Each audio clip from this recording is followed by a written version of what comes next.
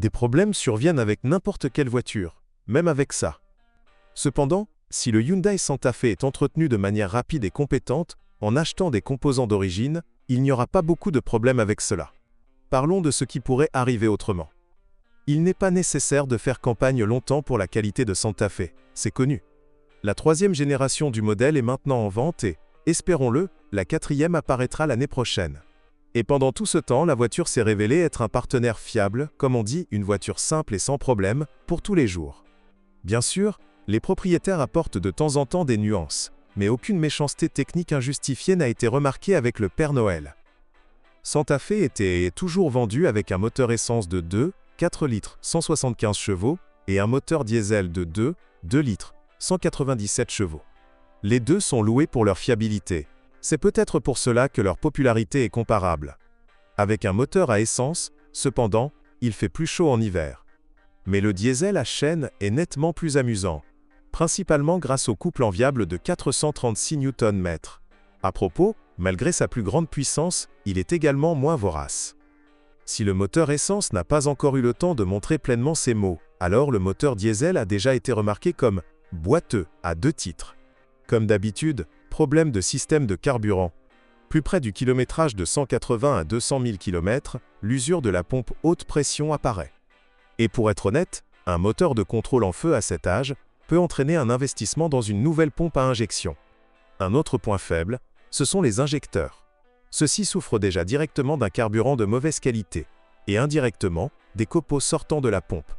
Les remplacer ou les réparer est une entreprise encore plus désagréable financièrement que le remplacement de la pompe d'injection. Mais l'entraînement de synchronisation est en béton armé. Le bruit du diesel est généralement le résultat d'un groupe tendeur de chaîne usé.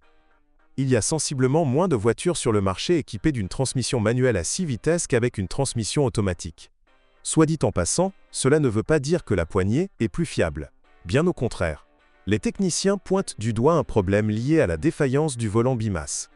En conséquence, beaucoup se demandent comment un simple remplacement de l'embrayage et du volant moteur peut coûter jusqu'à 30 000 hryvnias, malgré le fait que l'ensemble panier-disque ne coûte pas plus cher qu'un Chevrolet.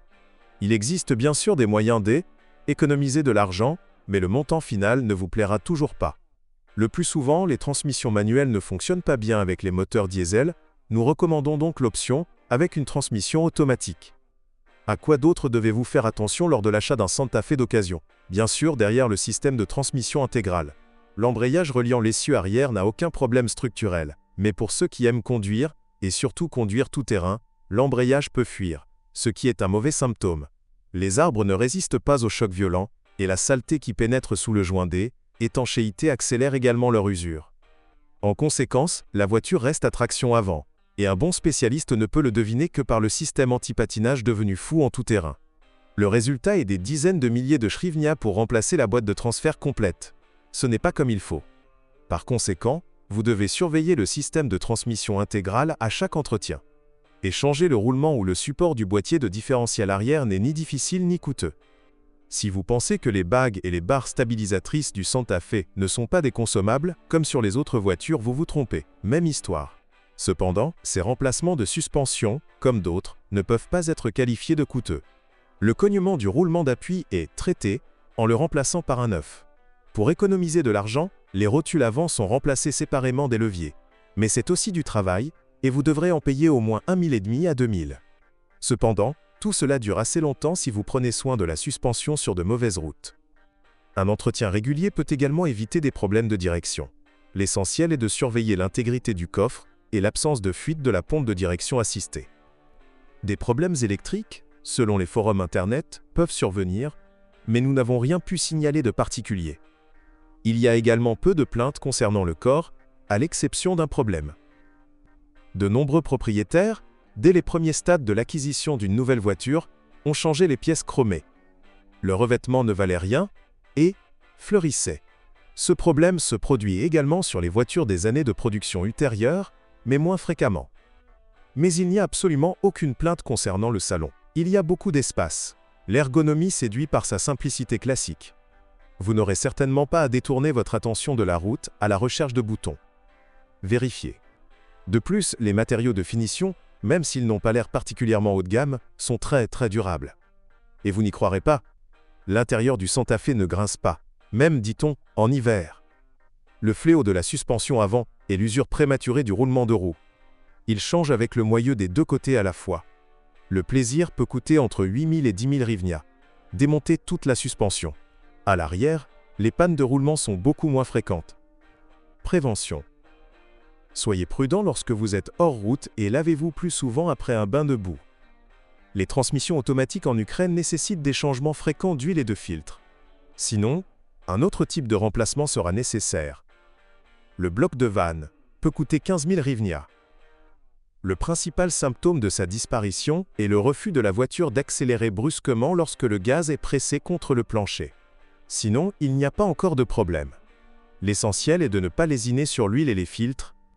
Pour un moteur à essence, 350 000 km sans réparation ne sont pas la limite. Cependant, cela n'est possible qu'avec une abondance d'huile de qualité et un entretien régulier. Ces problèmes sont typiques, comme avec d'autres moteurs modernes. Le papillon peut se boucher avec des produits de biodégradation des débris du système de ventilation, les injecteurs ne tolèrent pas l'eau et la saleté dans le carburant, et les accessoires meurent à cause des courroies tendues. Hyundai offre une garantie de 5 ans sur la carrosserie et, jusqu'à présent, la plupart des voitures présentent des défauts mineurs réparés gratuitement. Cependant, ils ne sont pas nombreux. Et la rouille est un signe certain que la voiture a été restaurée après un accident. Certaines personnes se plaignent du fait de coller des boutons d'entrée sans clé. Une telle histoire existe, mais ces dysfonctionnements viennent déjà du camp électrique. Des défaillances des bobines d'allumage peuvent entraîner un saignement. En règle générale, la cause de tels problèmes ne vient pas des pièces d'origine, et la panne survient au moment le plus inopportun. Cependant, il vaut la peine de protéger les bobines d'origine de l'humidité et de la saleté, même si elles ne sont pas très chères. Alors on ralentit dans les flaques. Bonjour les amis. Vous cherchez une voiture d'occasion, vous devez prêter attention au site web carm.pro. Carm.pro est grand catalogue de voitures, moteurs, boîtes de vitesse. Et le meilleur, c'est que vous pouvez trouver des informations sur les pannes de n'importe quelle pièce. Complètement gratuit. Allez sur le site web carm.pro et découvrez tous les éventuels points faibles des voitures d'occasion.